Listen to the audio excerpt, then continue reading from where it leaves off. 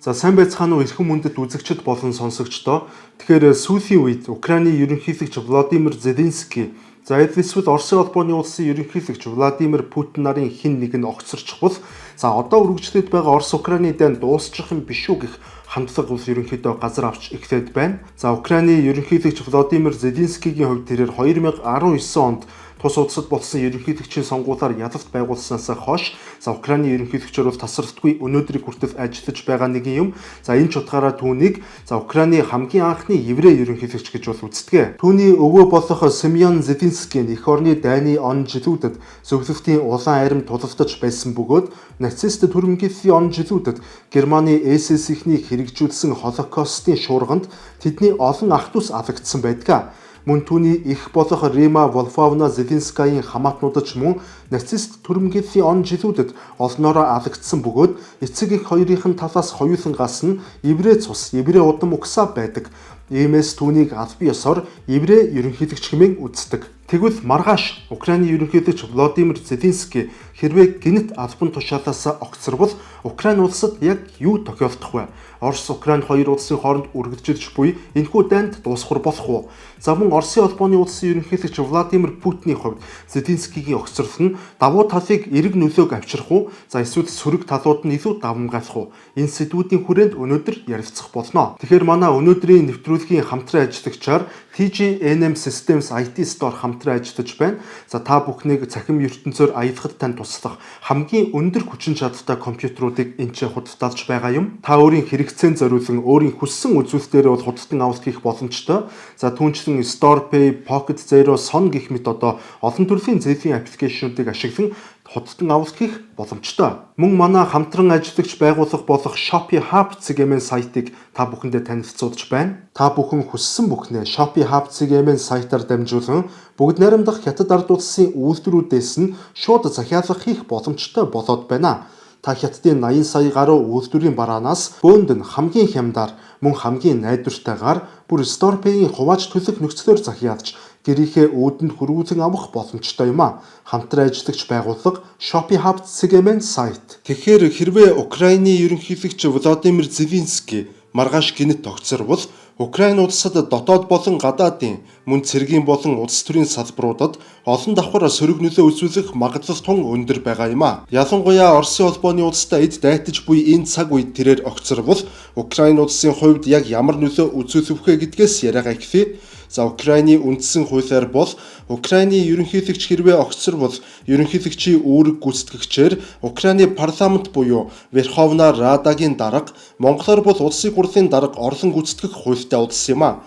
Өнөөдрийн байдлаар тус улсын парламентын даргаар Руслан Стефанчук гэх хүн ажиллаж байна.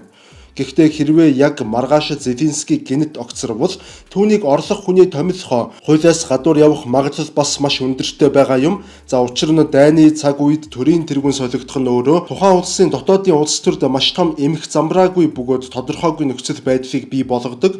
Иймээс Зеленский огцорсон тохиолдолд Украины парламентод суудалтай улс төрийн намуудын дотор эрх мэдлийн сөргөлдөөнүүд маш хурц хэлбэрээр үүсэх магадлал маш өндөртэй байна. Ялангуяа Оросын талыг баримтлагч улс төрийн хүчнүүдийн дуу хоолой энэ үеэр хүчтэй гарч ирэх боломжтой юм. Мөн өөр нэгэн эрсдэл байгаа нь Украины дайн эхэлснээс хойш Украины нийгэмд дайны үр дүнд үүссэн улс төрчдийн хамаарал бүхий зэвсэгт бүлэглэлүүд олноороо бий болсон. Иймээс улс төрчдийн эрх мэдлийн төлөөх тэмцэл нь тус улсын дотор зэвсэгт мөргөлдөөн буюу иргэний дайныг ч авчрах эрсдэлтэй гэж ойлгож болно. Тэгэхээр үүн дээр нэмээд хэлэхэд Украины хуулиар тус улсын зэвсэгт хүчний ерөнхий командлагч мөн ерөнхийлөгч байдаг. Тэгвэл Зеленский огцорсон тохиолдолд түүний эрх мэдлийг хэн авах тал дээр томоохон маргаан эмх замбраагүй байдал үүсч магадгүй талаар сая ярьсан. Гэхдээ 60 чавганц уралдахад нэгэн төрүүлдэг засчмаар хэн нэгэн эрх мэдлийг эцэст нь авч таарна. Тэрхүү эрх мэдлийг авсан хүн буюу Зеленскийгийн залхамжлагчид Украины зэвсэгт хүчин бүрэн төгс итгэхгүй байж мэдэх эрсдэлтэй буюу түүний үгнээс зөрж бас магадгүй юм а. Мөн мэдээч хэрэг Зеленский огцорч эрх мэдлийн төлөөх алагдсан Украины улс төрчдийг бүчин авбал фронт дээр тулалдаж буй Украины армийн дайчдын морал унаж мөн цэргийн удирдлагуудын дунд стратегийн томоохон доголдол үүсч яг хэний тушаалаар цаашид ажиллахаа мэдхэ болох эрсдэл үүсэх юм а. Энэ байдал нь үнэндээ бол Оросын холбооны зэвсэгт хүчнийхэнд маш том давуу талыг олгоно гэсэн үг.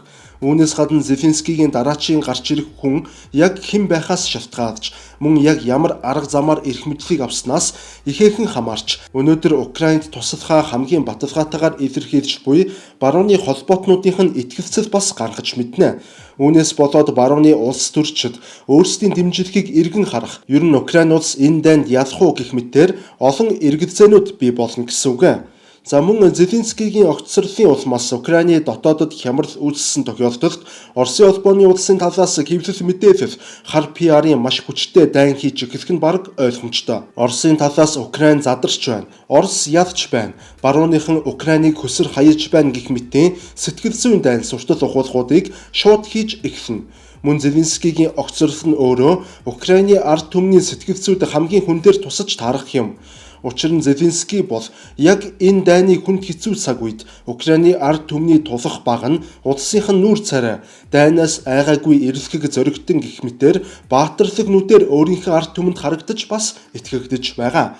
Гэвч тэрээр гэнэт огцор бол Украины ард түмний итгэл алдарч нийгмийн дунд бухимдал айдас мөн цаашлаад яг яах вэ гэдэг томоохон эргэлзээ бий болж тулалдах урам зориг нь асар хурдтайгаар уруудаж таарна. Тэгвэл Зеленский огцорсноор Оросын холбооны улсын хувьд ямар нөхцөл байдал бий болох боломжтой талаар одоо үргэлжлүүлээд ярья. Тэгэхээр контентоо үргэлжлүүлэн ярихаас өмнө та бүхэнд хамтран ажиллагч байгууллага болох Авторг нь хувь зүйн товчоогоо танилцуулж байна.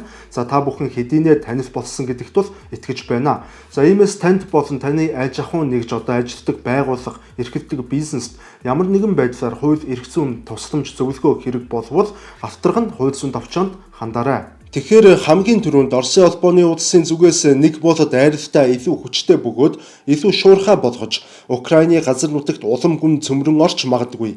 Аль эсвэл айралтай удаашруулж хилэлцээр хийх тал дээр илүү нээлттэй болж ч мэднэ. Оросын холбооны улс нь энэ хоёр замын яг алийг нь сонгох уу гэдэг нь мэдээч хэрэг Зеленскийгийн араас хэн гэдэг улс төрч Украины төрийн дээд эрх мэдлийг атгахаас бүх зүйл шалтгаална гэсэн үг. Гэхдээ дараагийн хүн тодрох хүртэлх цаг хугацаа гэж бас байгаа. Тэр цаг хугацаа бол Оросын холбооны улсын зэвсэгт хүчинд автаар орлуулах аргагүй үнэтэй цаг хугацаа болж хувирна. Украины төрийн дээд эрх мэдэл ширжих процесс түрүүн хэлсэнчлэн дотоодын улс төрийн ширүүхэн өрсөлдөөн дунд өрнөвөл Оросын холбооны улсад энэ нь тэр хэмжээгээр ашигтай байсаар байх болно. Гэхдээ бас бодууштай нэг зүйл байгаа нь Зеленский хэдийгээр Украины бэлэг тэмдэг болж чадсан нь үнэн боловч дайны бүх үйл хэргийг Зеленский дангаараа шийдэж хийдэггүй.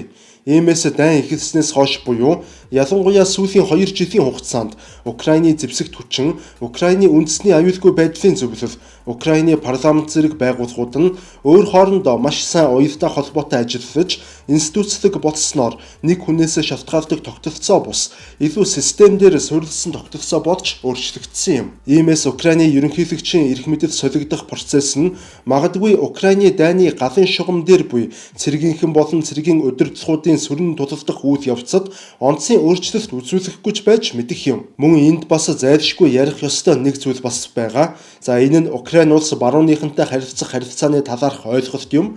За юуны өмнө яг одоогийн байдлаар Украиныг маш хүчтэй дэмжиж байгаа улсуудын удирдагчид тухайлбал Францын ерөнхийлөгч Эммануэль Макрон, Германы канцлер Олаф Шольц, Британий ерөнхий сайд Кейр Стармер тэргүүтэй нөхдүүд нь Украин улстай гэхээсээ илүүтэйгээр шууд Зеленский гэдэг хувь хүний итгэлцэлээр суурилсан хувийн харилцаатай болсон гэдгийг ойлгох хэрэгтэй. Иймээс Украин улс шинэ ерөнхийлөгчтэй болсон тохиолдолд барууны удирдагчид Зеленскийтэй адил дотн хувийн харилцаа тогтоохын тулд ихээхэн цаг хугацаа болон итгэлцлийг бүтээх шин зам үүсгэх шаардлагатай болж таарна.